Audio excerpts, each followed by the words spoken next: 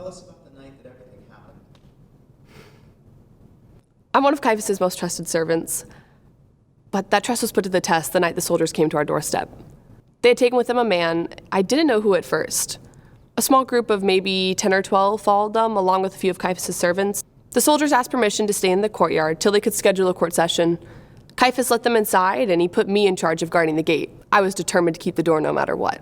One of the soldiers pointed to a man and said to make sure that he did not enter. I kind of thought it was strange. Maybe he was some kind of threat.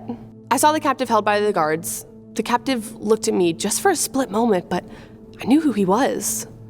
He was the rider, the man on a donkey who entered Jerusalem. When they entered, I closed the door behind them. The man stood next to me, looking through the cracks and holes of the door, trying to see what was going on. We stood there for what felt like hours of awkward silence before I finally asked him his name.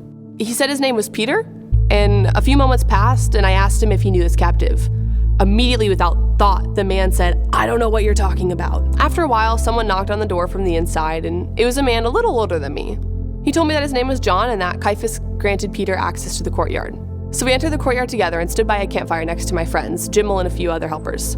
The entire time, Peter and John were whispering to each other. Peter looked anxious. What if he was scheming or trying to plan a rescue for the prisoner? Eventually, Jimmel asked Peter, "Were you with the man called Jesus?" Was that the captive's name, I wondered? Jesus? Peter stopped whispering to John and said, "Of course not." The sun was beginning to rise, and I realized none of the roosters were crowing. Just about every other day, they'd be screaming before the sunlight reached the sky.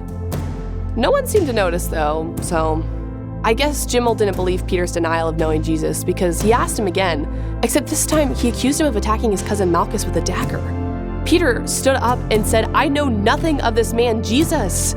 My business is none of your concern." And right as he finished, the rooster crowed just a few feet away from me. The air seemed to freeze.